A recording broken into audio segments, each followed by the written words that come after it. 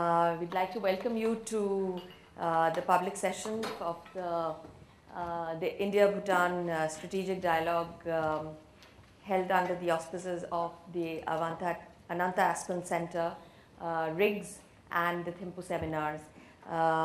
Special thanks to Ambassador and to Arun Kapoor and to Kiran Pasricha. Just a small housekeeping announcement. I'd like to ask you all to silence your phones or turn them off, please. We've had 2 days of, just to sort of bring you up to speed on what this is about.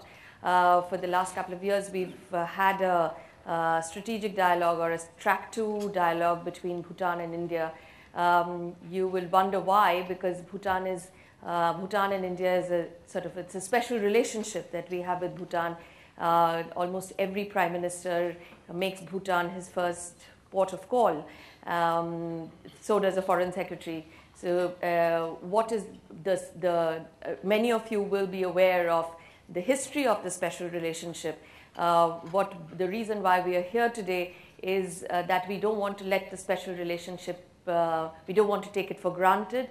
We want it to gather the layers and the texture of the newer generation of the 21st century. And that in essence is what we talk about in this strategic dialogue. To tell you a little bit more about all the issues that we have spoken about in the last couple of days, I have Dasha Karmaura from RIGS in Thimphu, Ambassador Sham Saran from Foreign Secretary, who needs no introduction in Delhi, Namge Zam, a very well-established commentator, journalist and analyst in Bhutan, and Ravi Singh, head of WWF in India, and somebody who handles, is a custodian of one of our most precious resources in the world. To start off, I will ask Ambassador Saran to give us an overview of the uniqueness of the relationship between India and Bhutan, why we need to nurture it, and how do you see it in the larger strategic scheme of things for Indian foreign policy? Thank you very much, Indrani, and welcome to all our friends here this afternoon. As has been pointed out by Indrani, this initiative is really aimed at promoting a civil society dialogue between India and Bhutan. And the group that we have on each side includes former civil servants, includes parliamentarians, also academics, people who are in the professions, as also former diplomats like me. And as you know, in the past few years, Bhutan itself has undergone a very important and significant transition. It is now a vibrant multi-party democracy. It has had 2 general elections. And what this has done is that, the kind of engagement that we had between our 2 countries, the special relationship was in terms of the very close engagement between the governments of the 2 countries, the leadership of the 2 countries. But with this transition in Bhutan and also the continuing transition in India itself, there are many more constituencies that are involved in decision making, are involved in shaping policies of the 2 countries. And therefore, it becomes very important that in addition to the continuing close engagement between the governments of the 2 countries, there should be also interaction amongst these newer constituencies which have emerged. And this particular initiative is a modest attempt to try and initiate that kind of a dialogue amongst the various countries. That is why we have very diverse set of people on both sides in this dialogue. Also, I would like to mention that there are, of course, in terms of the relationship between the 2 countries, there are very few issues which divide us. We do have, as Indrani said, a very special relationship, which is very long-standing. But there is also the sense that any close relationship, particularly a strong relationship as between India and Bhutan, also needs constant nurture. It is not a relationship that we should take for granted. We are living in a world which is undergoing a very major transformation. Our region is undergoing a major transformation. Our economies are undergoing major transformation. There are new challenges which are emerging. Just between India and Bhutan, you will see how much we are both concerned about climate change and its impact on India. What is happening with the ecological degradation that is taking place in this part of the world. So there are many new challenges which are emerging. And we must find ways in which this very special relationship that we have, this close understanding that we have, is brought to bear in dealing and tackling these fresh challenges.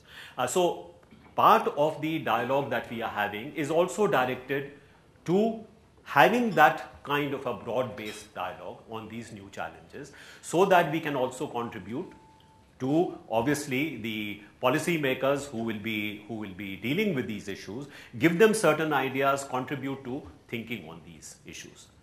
So in that respect, I would just like to mention that the last couple of days we have had a very friendly and frank dialogue, specifically on issues like, for example, what do we do to deal with the issue of, say, human resource development, promoting people-to-people relations? What do we do in order to deal with, for example, the new kind of context within which we have to develop our hydropower cooperation? This has been one of the great success stories in India-Bhutan relations. It has been something which has brought great mutual benefit to both countries. But here also, there is a certain change which is taking place, whether it is in terms of the financial challenge, whether it is in terms of the ecological challenge. We have to be far more sensitive to the environment while undertaking such cooperation. So while there is a commitment to further expanding that cooperation, how do we ensure that these new challenges in terms of the financial resources which have to be deployed, the ecological issues that have to be taken care of, how do we make certain that these do not become contentious issues between the two countries, but in fact the cooperation that we have so successfully pursued over the past few years, we can expand this further. We have also, of course, looked at issues such as the management of a very friendly and peaceful border that we have had. There is satisfaction that the two countries have actually been quite successful in managing this border in a manner that promotes the safety and security of our citizens living across the border. It was also a border which should promote, I always say that borders should be connectors. They should not be dividers, and I think a great example of that is really the India-Bhutan border. So how do we ensure that that character of the border, as one of bringing people together, that character of the border is not only maintained, but it is further developed? So these were some of the specific issues that we have had an exchange of views, and of course whatever we have discussed is something that we will wanted to share, not only with the governments, but also, of course, as I said, since we have a much broader constituency that we need to reach out to, this is also something which could contribute to the civil society dialogue, which should involve all of you as well in this particular endeavor. So I will stop there, and we will perhaps take this forward. Thank you, Ambassador Saran. Just to say that the speakers will get opportunity to make a couple of opening remarks. Then we will open up the discussion to the floor, and please feel free to come up with questions. We'd like to keep it to the questions, and the panelists will be more than happy to answer. Dr. Karma, would you give us a view from Bhutan about what is the relationship like? What does the relationship with India look like from Bhutan? When you look forward into the next 10 years, what would be the two things that you would like to see happen in this relationship? Well, there can be more than two. For the purposes of brevity and precision. A very difficult question. But let me say it's difficult for me because of two things. I've never spoken much on this subject anywhere, and I've not spoken in India. And this room is full of experts. Not at that all. Makes me very hesitant to hazard anything. You asked me about a few things that are important. Of course, next 10 years or 5 years will not change the basic common interest and the values which bind us together. So you can extrapolate from that nature of practical things we do will not change very much. Only thing, as Ambassador said, we must strengthen them in the light of new circumstances, in the light of vicissitudes of priorities that emerge at the instance, which can mislead people sometimes when you don't have long-term view.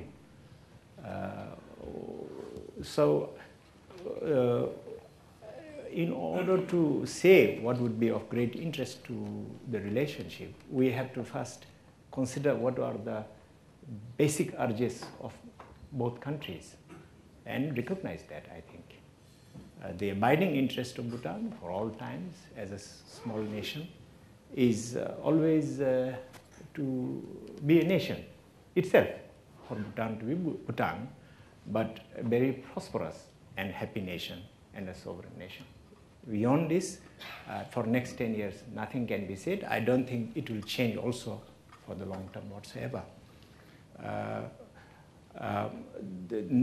The nature of relationship between Bhutan and India, I am a humble painter, so sometimes I have to resort to imageries. And the imageries is one of a kind and gentle colossus elephant, the gentle elephant, on which sits a very beautiful bird. This is a sort of picture I have. It's also a picture which is inspired by visit to Kaziranga actually. There I saw elephant and the bird. But we paint a lot that four brothers. In the terms of gentle colossus' direction, we must recognize that India will be,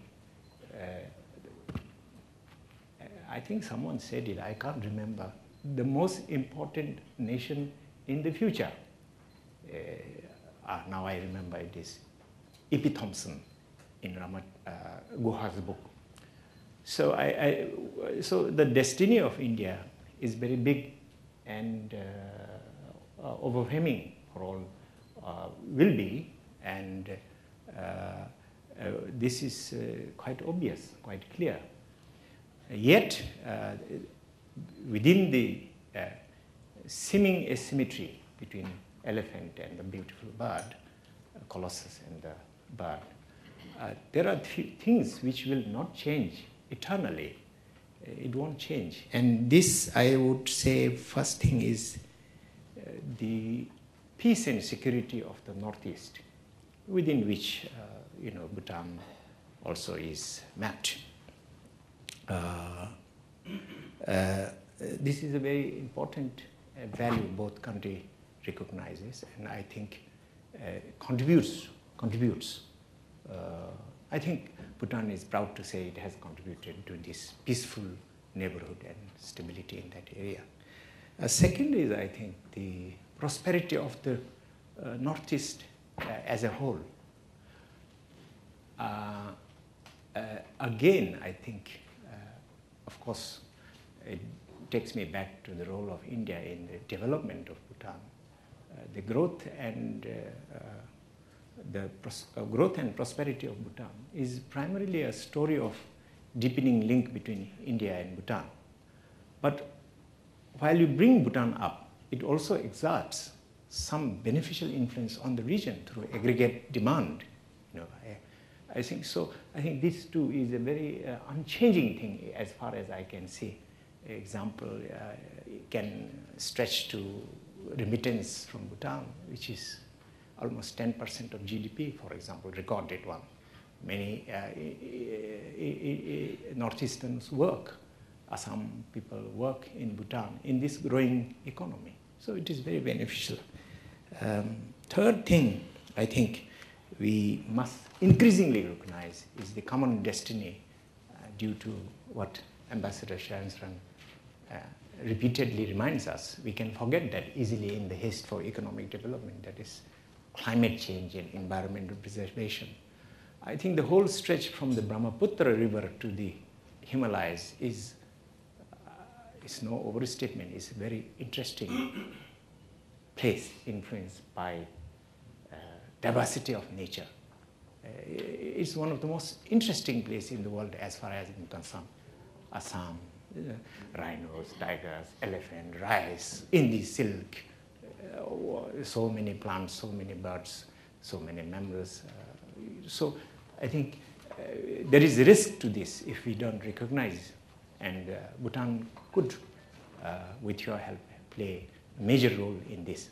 I'm not talking about Bhutan, I'm talking about the region as a whole.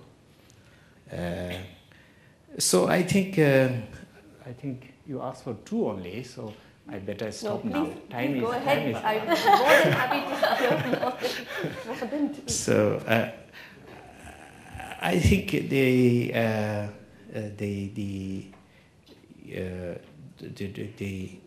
we must not forget in Bhutan there has been two factors really for the rapid development of Bhutan.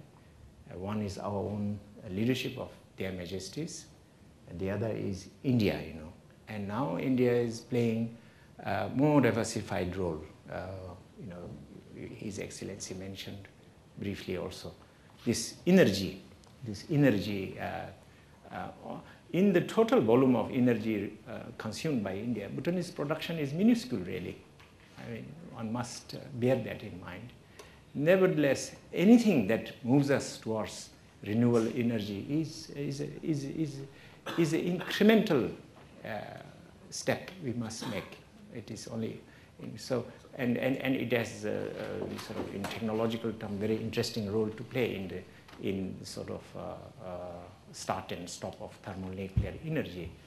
So this also is well, the last thing I like to say is that the contact between Asia and India in historical terms, one of the main one was the Buddhism really, and it has contracted in many places, but in our history the first recorded contact, of course history was there before this recorded stuff, but was through Buddhism, and it has been a fortune that without interruption it has gone on there, and this forms the main layer in our culture.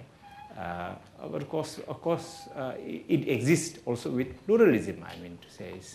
So these are common values, and I think these are not something which will die or change very much as far as I can see, and we must strengthen them all the time. Thank you. Thank you, Dasha. Both Ambassador Saran and Dasha Karma talked about the almost unchanging nature of the relationship between India and Bhutan. But India is now one of the youngest nations in the world, and so is Bhutan. So Namge, here is my question to you. You are in many ways a representative of the new Bhutan, hopefully. Indeed. And you have now a democratic setup, which means that the aspirations, the interests of the younger generation is something we in India need to be much more sensitive to or au fait with, and we would like you to give us a better sense of what are the interests, what are the aspirations of the younger Bhutan, and how can India help in realizing those aspirations or being sensitive to those aspirations and interests. I will try and answer that with my 29 years of experience. But young Bhutan is a very well-connected Bhutan. We are very familiar with the latest mobile technology and the most recent mobile apps. Information is at our fingertips. There are some things that remain unchanging, but it's difficult to fossilize things because everything is, it's evolving in nature. Perspectives evolve on a daily basis. I like to see perspectives as being dynamic. The perspectives of young Bhutanese, fortunately and unfortunately, are informed by their access to the information on their mobile phones and their computers. Not necessarily what is written in their textbooks or in the newspapers. And Mamindrani yourself would know the challenge of getting people to read papers these days. Everybody wants to read entertainment news or go to Twitter and get their 140 words of information. In Bhutan, it's more Facebook statuses at the moment. So social media is a very powerful tool in Bhutan. And it's powerful in a good way and in a bad way. Media literacy is fairly minimal. We are very trusting Bhutanese. The young Bhutanese is also very trusting. Also, we do not really question things that are put or shared by somebody that you know. Familiarity is a ground for, it's a valid ground for trust. This is why we trust India, because we're familiar with India. Our relationship with India is a very special relationship, as most of you here in the room would know. And I would validate for you. So it's a very personal understanding or an approach to how we view India in this day and age, which is also colored by how exposed we are. A lot of us know what's happening globally. A lot of young Bhutanese aspire to be global citizens or to find a footing for ourselves on the global stage. So now aspirations have gone beyond what our neighbors can offer us. So we are definitely more ambitious. We might be a little naive still. But then the thing is, just because we are naive doesn't mean we're not making decisions or we're not exposed to choices almost every other hour. So for me personally, it is so important, especially the space where everyone is, that we share what is good for both Bhutan and India. And why should India still remain the wonderful friend that it is? Do we want to relegate it to the annals of history? Or do we want to carry it within ourselves and to live it, to experience it? For a lot of young Bhutanese, India is not just an option for further education now. They're going to Sri Lanka, they're going to the US, going to Thailand. So basically, we're all just traveling to wherever we are. Borders are no longer a restriction if you can afford it. Or you don't even need the borders if you're online. So you're having a minute-to-minute education. So the perspective is really informed by all of this. And they think, okay, so why India? Why is India special to us? So there is a pondering on this now.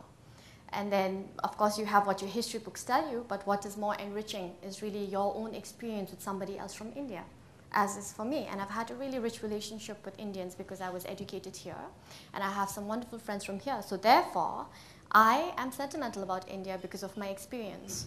But can I say that about the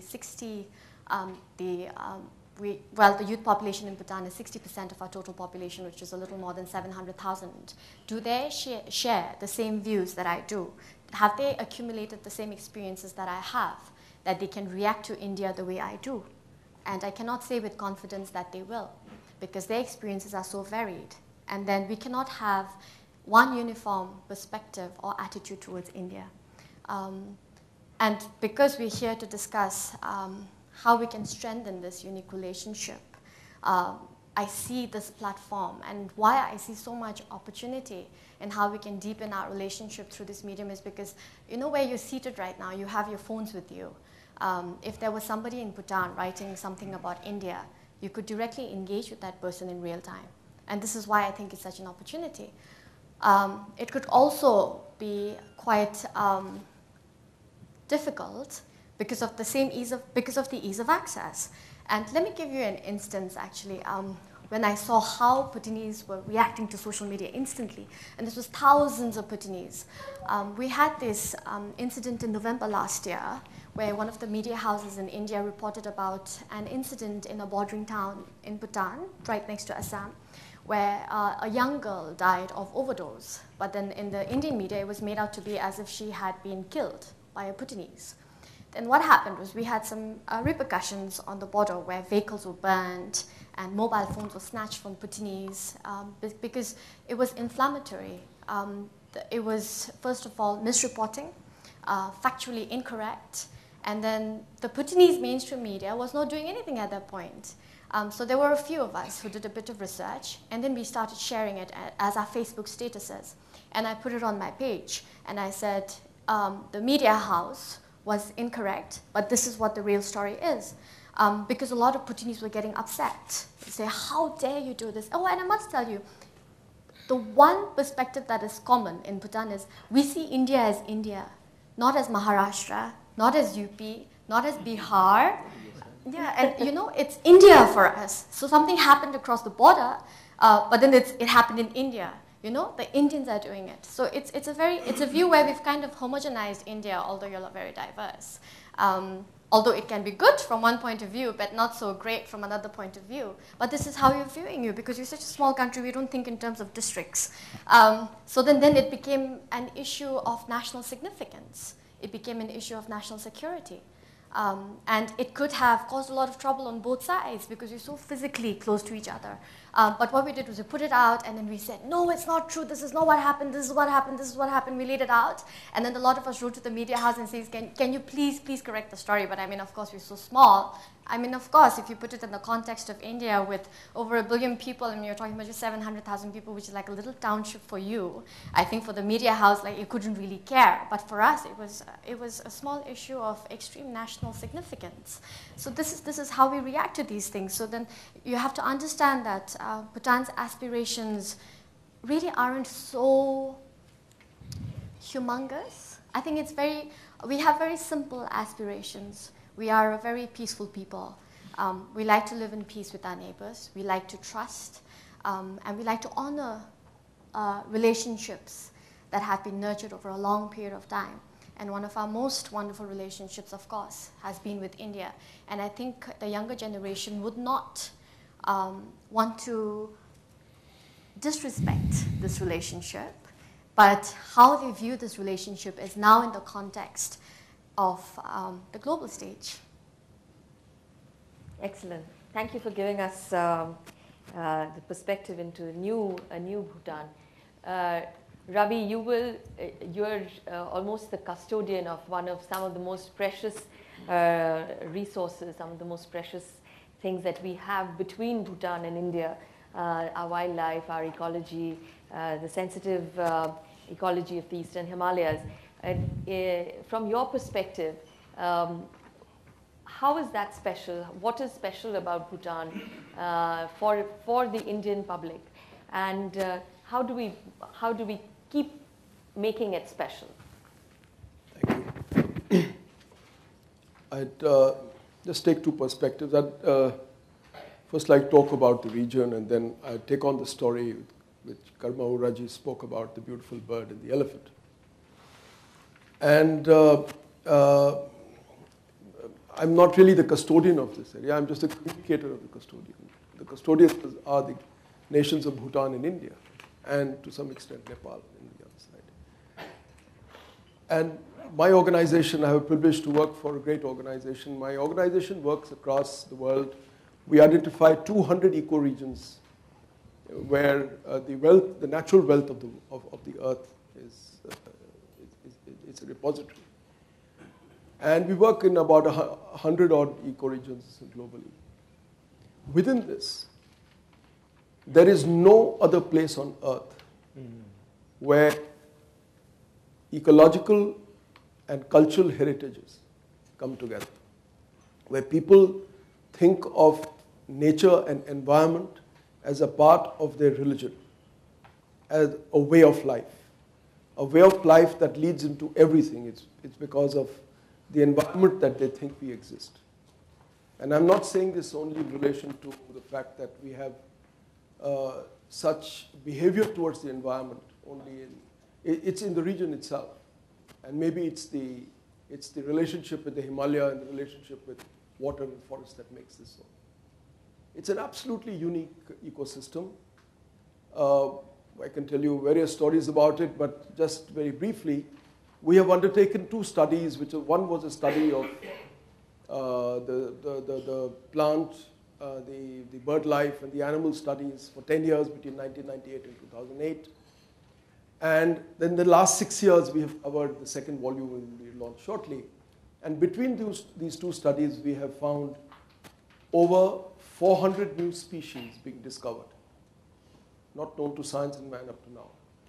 Recent studies have given us a discovery of a bird, something called a spotted wren warbler. I could go on about it, but let me say that it is so unique that it had to be given a special grading in terms of a family, which doesn't normally happen in the bird genus and the species. And being close to Bhutan, it of course is shy, it is wise, and it is thoughtful. And it's not easy to be seen, except by people who know and who understand the spirit of this. We've also discovered a new species of snake. It's called a pit viper. And very interestingly, a blue-eyed frog. And if I go and describe the iris of the frog, I think the women in the room will be absolutely fascinated. But let it be said, I mean, you can read this separately. And within this whole ecosystem lies the story of the bird and the elephant. And the elephant is a little disturbed because of reasons that we know. We are moving forward. We are coming close to what Karmahura said, close to realizing our destiny, which may take us 100 years, but the movement is palpable. And you may have read, some of you, a story in the newspapers yesterday and today about an elephant which was shot in Bangladesh. And this elephant emanated from a family in Jharkhand, which is 500 kilometers away from where it was finally shot. Similarly, these disturbances in the habitat are causing disturbances to other ecosystems. For instance, West Bengal and Assam, the populations of elephants have little place to go. The elephant populations of Bhutan they've lost their corridors.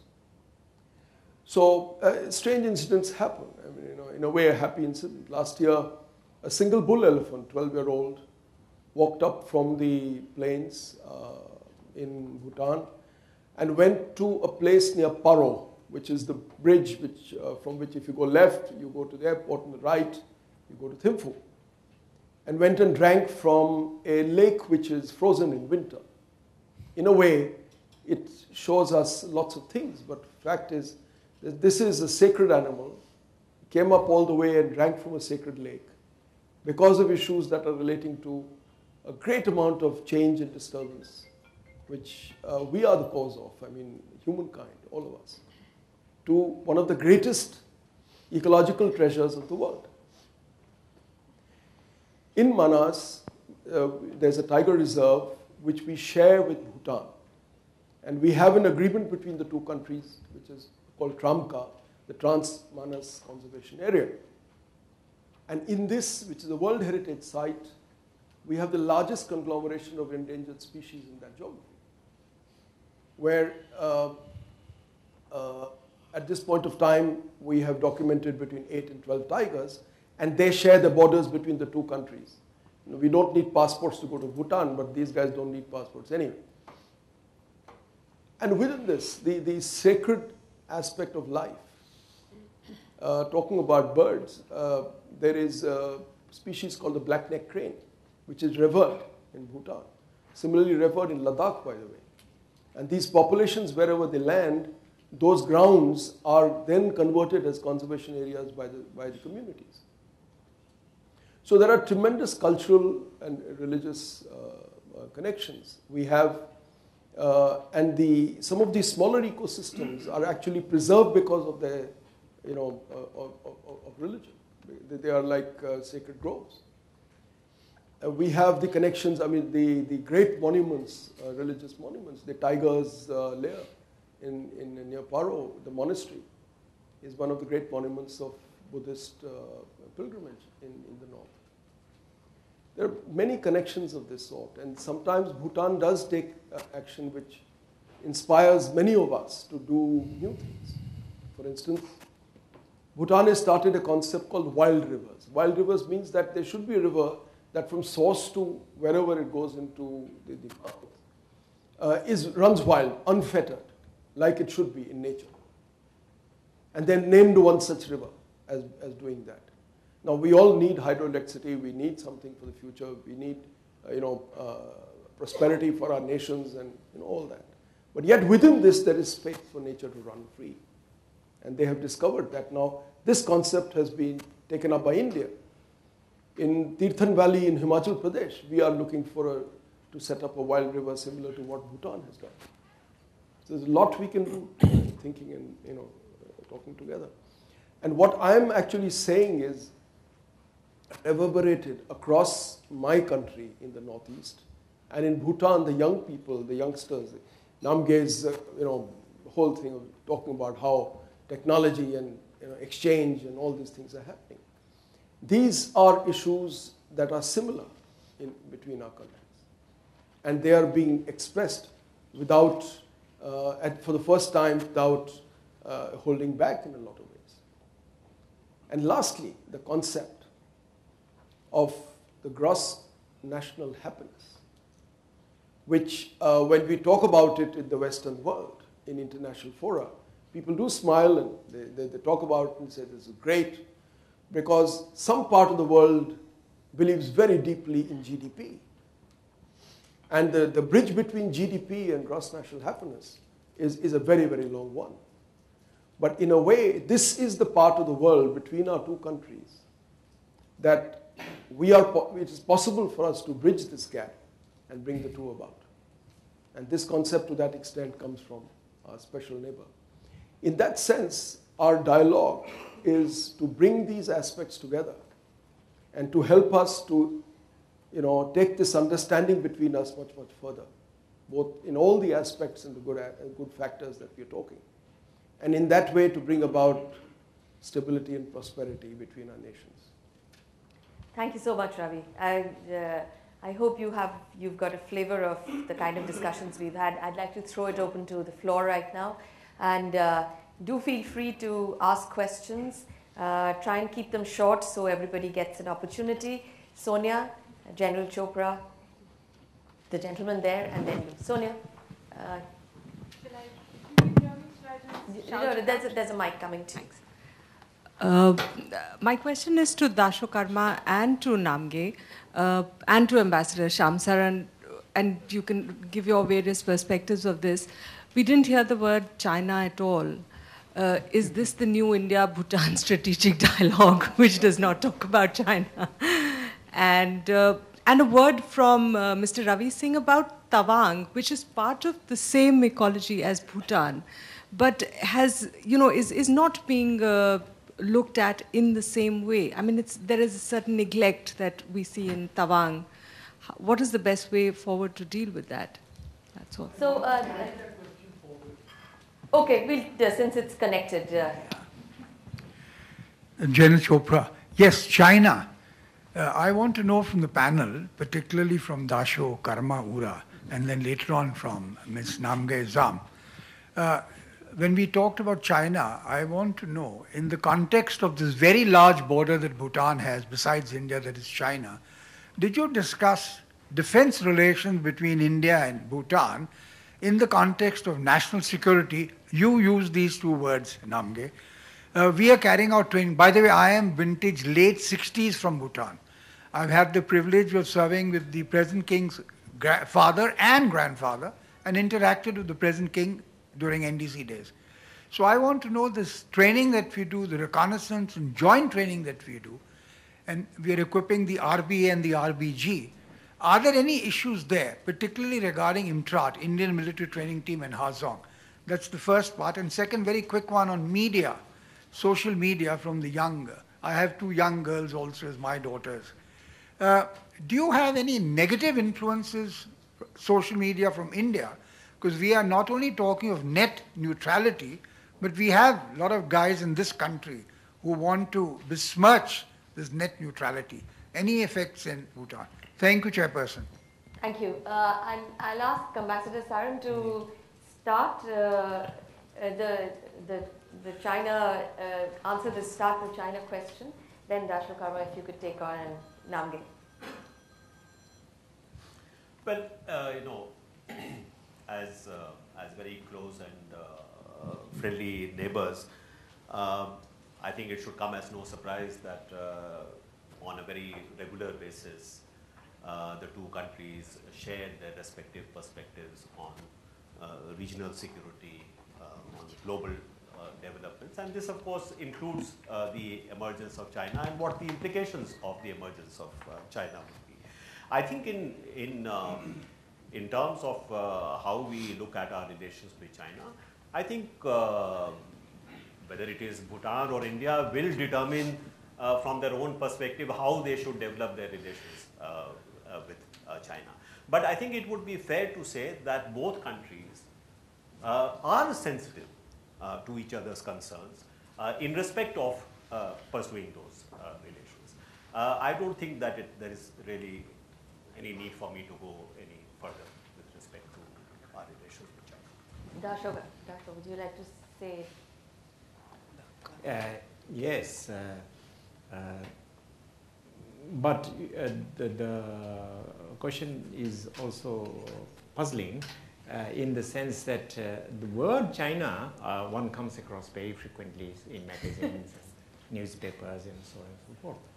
But if the question is, do you think about China in going about your life as a civil servant, as a householder, etc., in terms of discussions in Bhutan?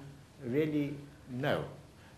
It's at the moment, it's the occupation of the striking of China and thoughts about China is very, very marginal, I must say. Why? There is a reason. Firstly, the economic relations, directly or indirectly, is almost negligible. Trade with India, for example, imports is 90% of Bhutanese imports. 10% comes from the rest of the world, of which Chinese goods come via Calcutta and so on and so forth. So that is one reason. In terms of media is a great inspirer of personal and collective conversation, you see, but we do not enjoy that at the moment. We are full of India Today, Statesman, Hindustan, Economic and Political Weekly, and so on and so forth. So our orientation in terms of daily consumption of world affairs is not really towards North at the moment. You would have heard about border talks and so on and so forth. And Ambassador has alluded that there is unavoidable, I think.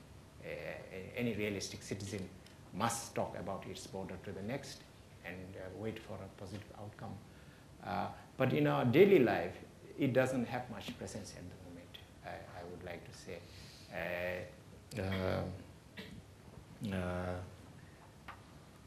We have long border, as yourself asked.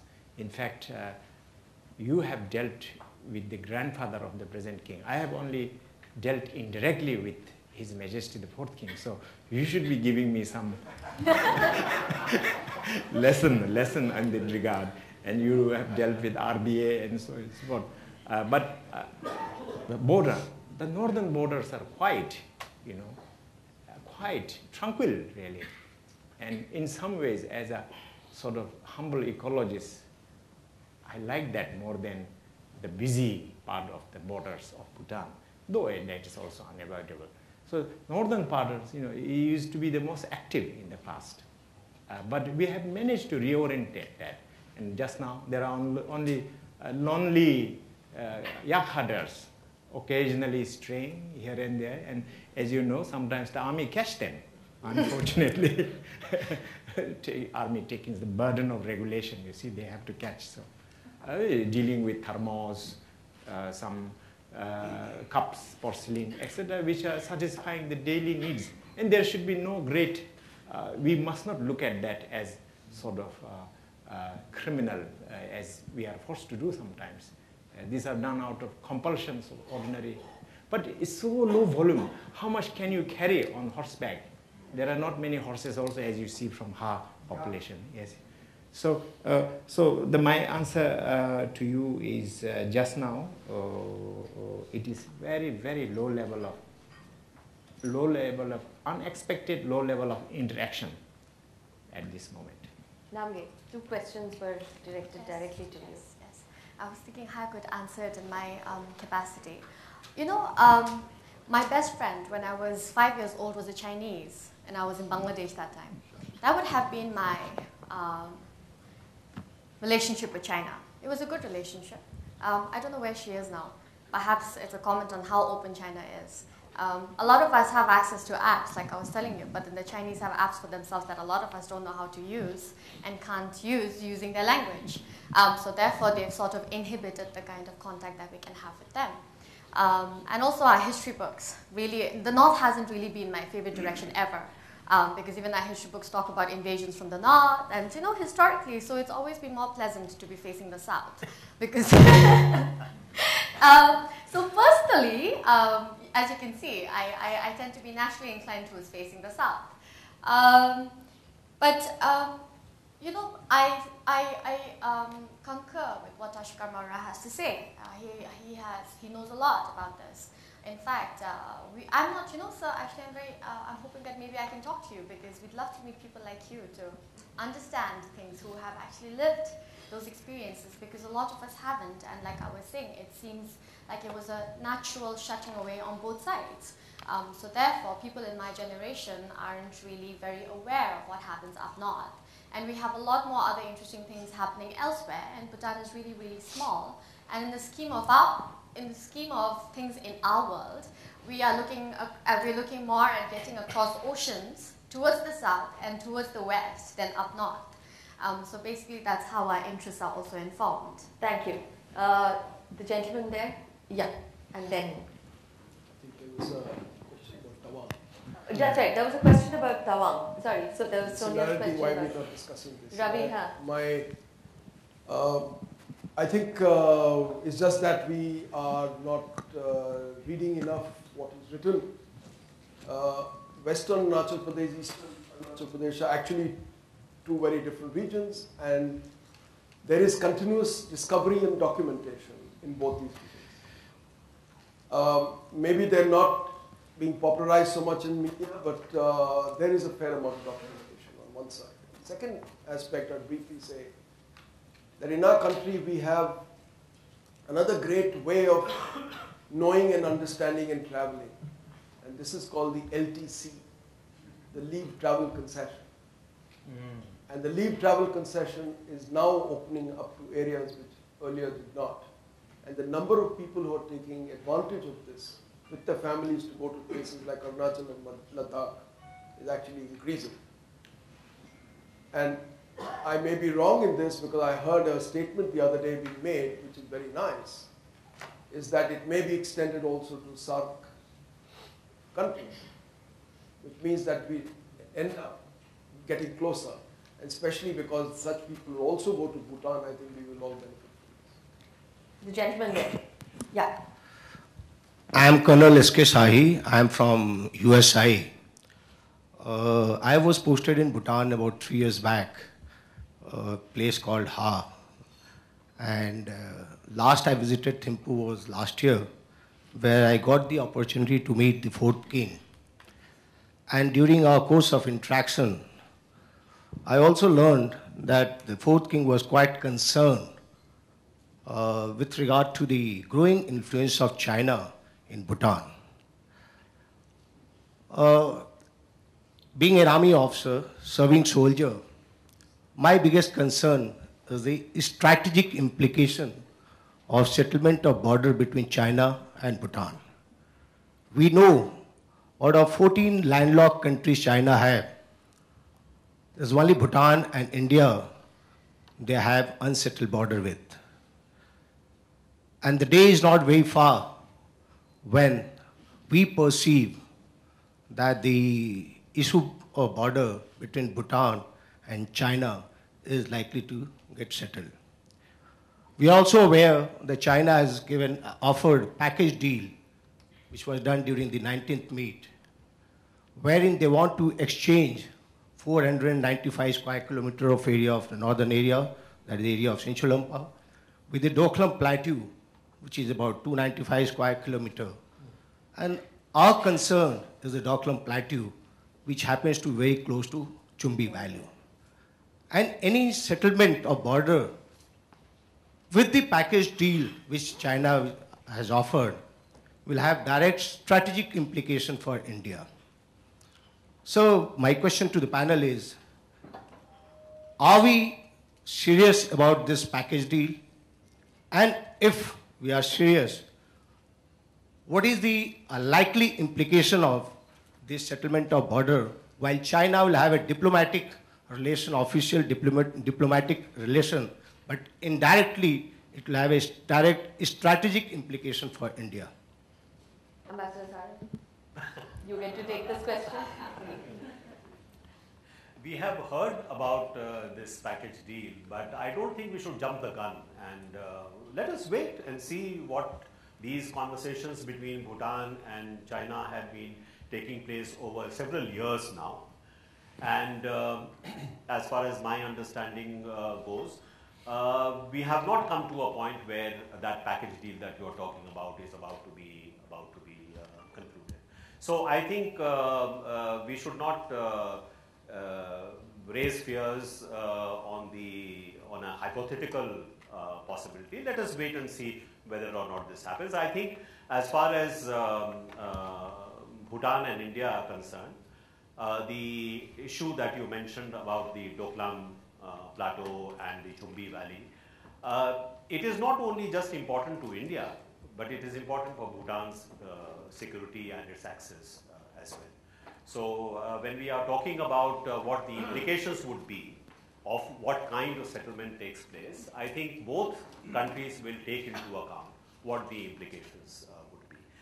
It's not that this is only a matter of concern to India. I think that's a partial understanding of the issue. It is also a matter of concern to Bhutan because, as you said, Bhutan is a landlocked country.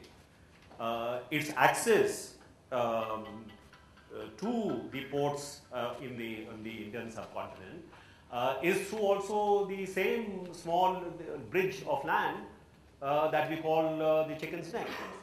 So it is not just a matter of concern to India, it is a matter of concern for Bhutan as well, which is why I think we should have enough confidence because of the relationship that we have with Bhutan, that these mutual concerns will be factored into any kind of settlement which takes place in the future.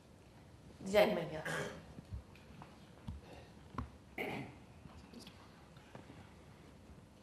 here. Dilip Dua, Vice President, Himalayan Power Producers Association. Hydro is the need of the hour for India as well as Bhutan.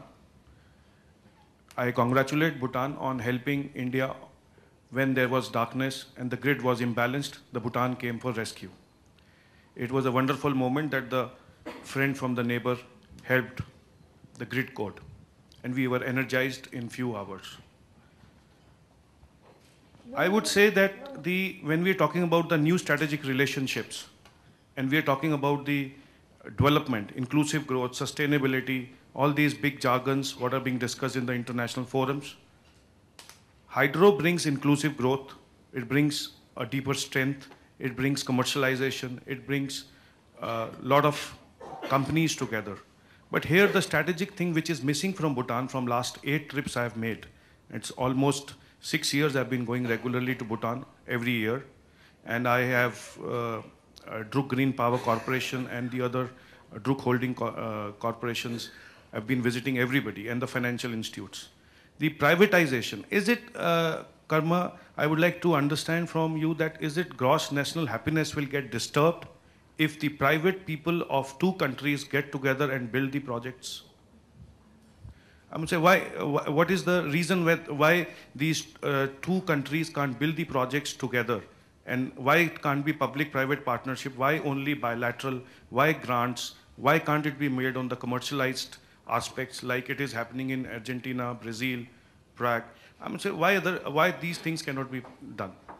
Thank you. Do you want to ask Rinzin to? Yes. But I must say I feel very proud and pleased when people overestimate me. You asked as though I am military strategist and foreign minister of Bhutan. So I think the right person to this is really the DGPC, from whom you do not get answer during your 6 years. Then, Shuang Rinzin will answer the question. For Bhutan, I suppose the only resource that we have is hydropower, actually. India can look at thermal, oil, agriculture, human resources. But for Bhutan, the only resource that we are looking at, that is the future of Bhutan when we look at how we are going to develop ourselves. And as our friend Ravi was mentioning about the environment and ecology and all those things, the only thing that we see presently as viable for us to sustain in the long-term future is hydropower. And it's a very important component of the economy at the present time. Constitutes about 14% of GDP, constitutes about 27% of the total revenues to the country. And so when we look at it, we're just wondering whether this should be spread out to private sector or whether the country should hold it for the people of Bhutan. Presently, the discussions are that the people of Bhutan would like to own that resource and not have too many other people come in and own the resource, the only resource that we have. That's why it's becoming a difficult decision for us to allow private sector to come in, because private sector coming into Bhutan is a very big opening, and we have a very small resource base. So I think discussions are going on. It will continue for a number of years, but I think presently we're inclined to think that it should remain with the people of Bhutan. That's why it has not been opened up. Thank you, Mr. Mahindra. Well, thank you. 3 questions quickly. One to the panelists. First, of course, is, in the 10th SAARC summit in Bhutan, one of the very critical issues which we discussed was climate change and the likely impact on the trans-border environmental injuries. All kinds of injuries, including the gene piracy and trafficking of rare animals on the borders that side. What is the state today? How are we cooperating? India, Bhutan, right to a certain extent Nepal, and Myanmar also. This is my first question. My second question is, we have been discussing with some Bhutanese academics, some of the policymakers, and we get a view that Bhutan is very keen to put the electricity in the freely exportable list, that is in the SAFTA process as one of the products to be included in the SAFTA process. Maybe Daso Karma could give us some light on this, why this is so, and what are the likely implications. And my third question is, by 2020, we expect, an ambassador in Saransup, if you could kindly speak on this, that there is a very definite move by the Chinese to bring the railway line, not from Tibet now, but from Sigatse to Yatung and to Chumbe Valley. What are the likely implications? How are you going to react in terms of both India and Bhutan together and Bhutan alone? I'd like to get some ideas about these 3 questions. Thank you. Should we take a couple more questions before answering them together? The gentleman at the back, and then Mr. Jha and the gentleman.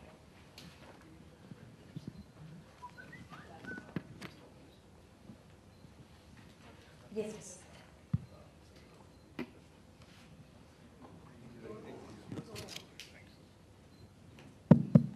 Mr. Chairman, just to have one question as a follow-up to the China angle. The area is proposed for swap, territorial swap by China to Bhutan. One is the southwest, which is a grazing area, vital to, I suppose, to the Chinese from their point of view, and of course even more to Bhutan. But the amount of territory to be handed over in the swap to Bhutan by China, I understand is larger in area than what they claim from Bhutan in the southwestern part.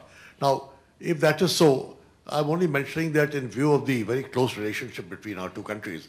It may be a good idea just to keep this in mind, because it could be tempting at some stage in the future that we get more area for less giving away and that type of thing. So please keep this in mind. And secondly, just for my information, does Dantak still exist there, or has it been wound up?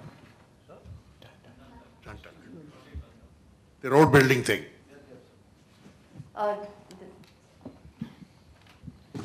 Kuzampala Dasho, John Paleso.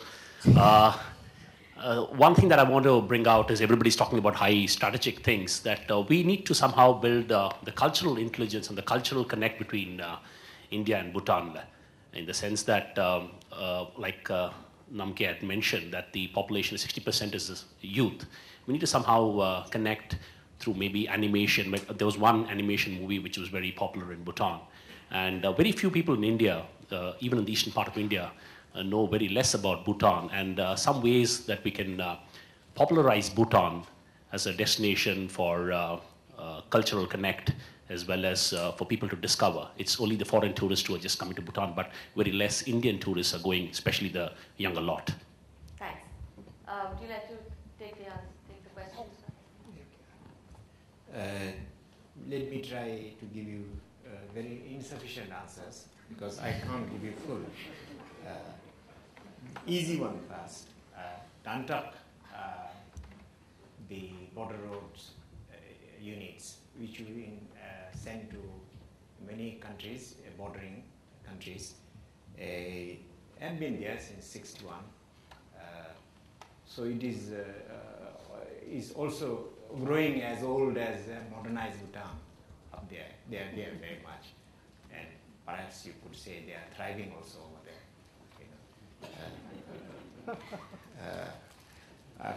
Another thing, that the cultural connection part, I think there are happening thousands actually. Last figure is about 40,000 just to Bodh Gaya. That is the traditional magnetism of India for ordinary Bhutanese to liberate themselves. Visit Varanasi, visit Gaya, visit so and so.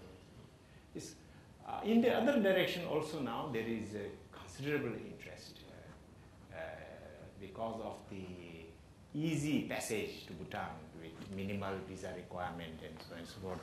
People as far as Orissa drive in their car, congesting the Bhutanese road, of course. Because our travelers are few and far between. And last year about 110,000 or so Indian tourists reached Bhutan. And they are mainly aiming towards western Bhutan. So overcrowding, congestion, etc. is also coming along with that.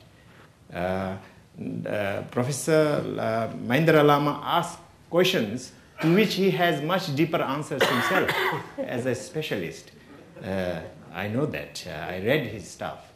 You were a pioneer in even checking on the trade potential between India and China, your manuscript. So on the cooperation, however, about electricity, I have never heard even this in remotest terms. It is in a seminal form just coming in SAC region, but there are many obstacles to be cleared. I think we are not so advanced in terms of non-tariff barrier clearance, even at a material, tangible good level. When it comes to electricity and things like far more complicated, and psychological barriers have to be overcome first, and then. So I think, however, I think some very innovative thinkings are taking place in India. I think it is good, and it is in keeping with its status. That it should initiate all these big integrative things.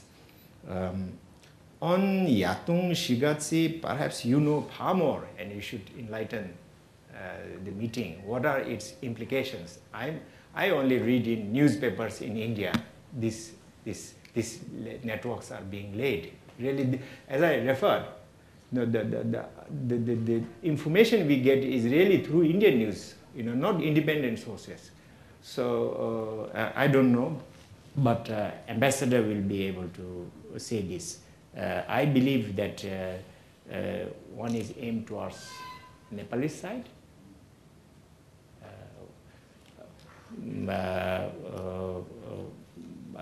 But I think it is a very, I am not a student in this regard. I am not a student of all these strategic things. I have very little time or interest also. But we would like to read.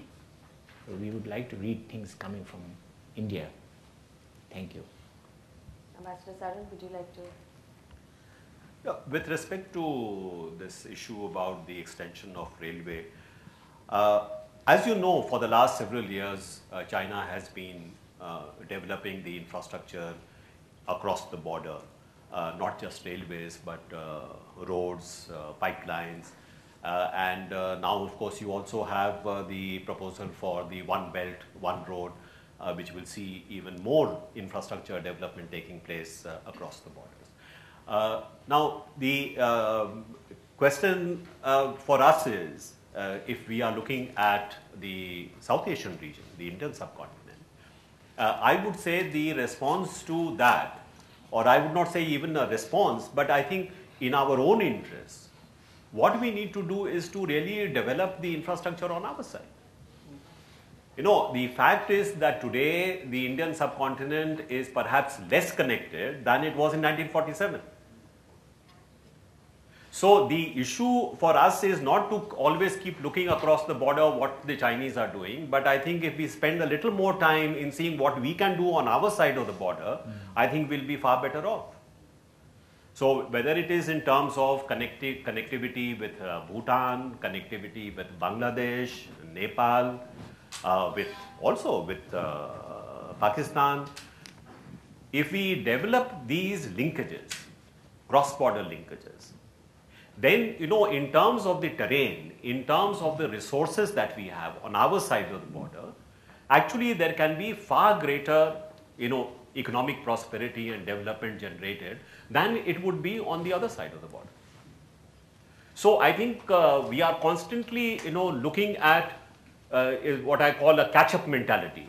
This is what is happening on the other side. Oh, we have to do something about it. I think far more attention needs to be placed on what we need to do on our side of the border for connectivity, and not just connectivity, but also in terms of allowing what we have actually put across as a vision, that we want to create a region where there can be a free flow of goods, of peoples, of ideas, sharing of cultures across the borders.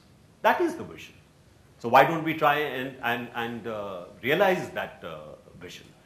By the way, with respect to the connectivity, there are 2 or 3 good pieces of news. Even though we have not been able to achieve anything which is in terms of a full SAARC collaboration, but actually good things are happening with sub-regional cooperation within SAARC. So if you look at Bhutan, Nepal, India and Bangladesh, we already have an agreement to have some kind of a sub-regional grid. As you know, we are already supplying power to Bangladesh. The amount of power is probably going to be increased. Of course, already we have a large amount of power which flows from Bhutan to India. We are even selling some power to Nepal, which actually should be the other way around. But anyway, there is a transmission line across Nepal as well. So it should not be too difficult to actually connect these transmission lines into a sub-regional grid, and that is precisely what has been agreed to. So now we have to start implementing that. And the other is the motor vehicles agreement, which was also agreed upon at the SAARC summit, but was not actually put into practice. I believe it has also been agreed between these 4 countries that pending the SAARC agreement coming into operation, these 4 countries will actually implement it amongst themselves. So there are some good things happening, although it is not happening at a full SAARC level, but at least a start has been made at a sub-regional level. But I would once again repeat that the response to what is happening on the other side of the border is actually better connectivity on our side of the border. Ambassador Sajjanha. Thank you, Ashok Sajjanha, former diplomat.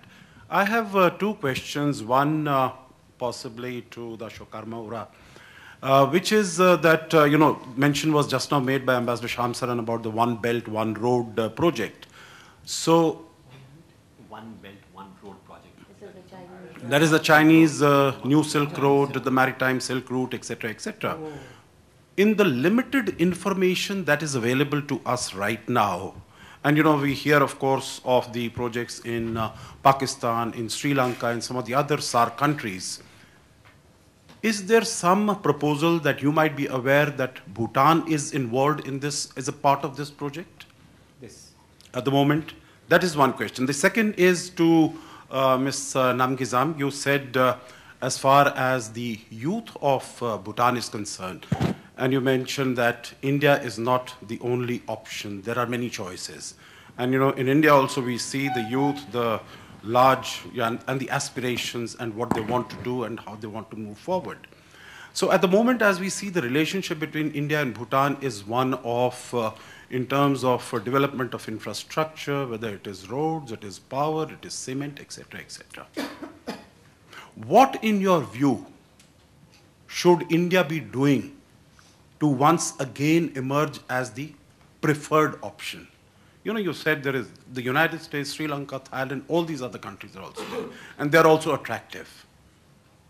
Whether it is in terms of IT, it is in terms of services, it is in terms of some, let us say, clean technologies that India could do so that the youth is again positively and proactively engaged with India. Thank you. Namge, why don't you answer that? It's so interesting that you asked me this question, because as soon as you asked what you asked, I was thinking about myself. And even though there are many attractive opportunities for us outside, our first choice is always home. A lot of us are very attached to our roots and our land. And if the opportunities are available within our land, we would not look elsewhere. And then the one country that makes those opportunities possible for us is India, because of course, we're looking at a relationship of increased interdependence, but at the moment it is India that helps us realize a lot of our dreams as a nation and even at the individual level. So if opportunities are many in our own country, it would indirectly mean a relationship with India. And the fact that we've been helped by India, we don't even have to come to India if those opportunities are available in our land. We wouldn't even be looking at Australia.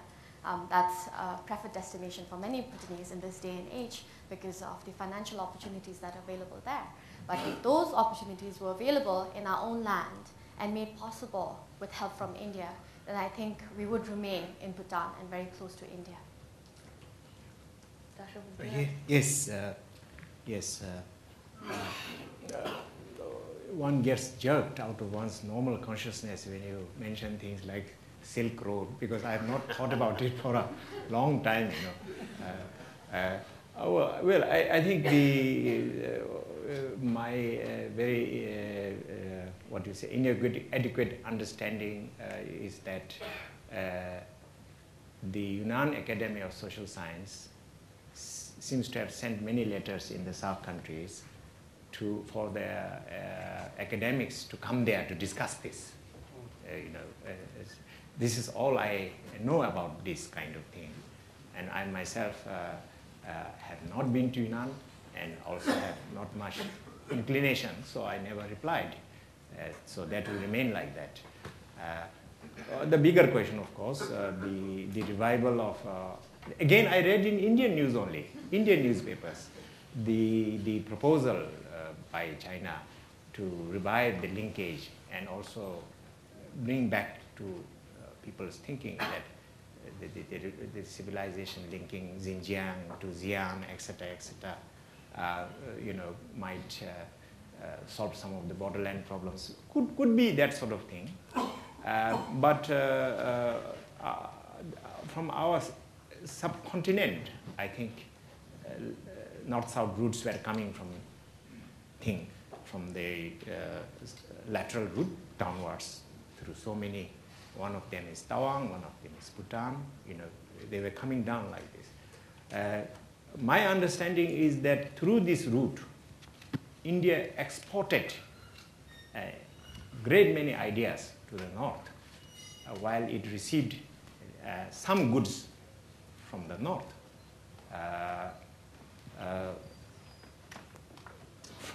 From the subcontinental side, whether you would wish to invoke that, I don't know. The transmission of skills, mathematics, science, some goods to the north, to such an extent that at one, I now remember vaguely reading that the Chinese Astronomical Society appointed one Indian long ago, some 1,000 years ago. Such a sort of transmission was here from, whether you would like to play that role by participating in that, I don't know. Their idea is slightly different, it seems. Thank you. And the last question today, the gentleman at the back. Yes. Hello, I'm Shashank, a conservation scientist. I have a question for Dasho Karma Ura and one for Ms. Namge Zam. Firstly, at a policy level, sir, how would you reconcile gross national happiness and the push to implement hydropower? And I'd like to know what Ms. Zam thinks about, as a representative of the youth of Bhutan, what she thinks about hydropower and the need to sell power to India and gross national happiness. Okay, John, you get the last word. I thought the answer just now on privatisation was one of the best I've heard for keeping it with the people of Bhutan, having written about the subject for about 30 years. Is there a gross national happiness view on privatisation, Karma? Is there a view on bringing private sector into various things? I mean, or is it better to leave it in the government's control? I know which answer I hope you're going to give. The view that society benefits most by having its assets more as national assets or private, I think is a very inconclusive view in my opinion. I don't know enough answers. I read in many societies the proportion in the asset, proportion in the wealth. Some nations have more public assets than others. In France, UK, etc., less than 10%. In some countries, it's 40%. It's a national wealth. So what contributes to success and development when you change this proportion? It's a very deep question, really. Some examples you would like to refer to China or Russia, you get a different picture. So I really have no clue. But ideologically, we are driven to believe since 70s that privatization is intrinsically and instrumentally good because of X, Y, Z reasons you know very well. But if you ask me where I would put my small amount of money, no answer I have.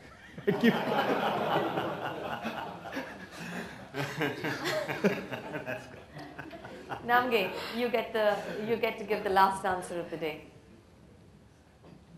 I want to say something fantastic, but I don't know if I can come up with something fantastic at the moment.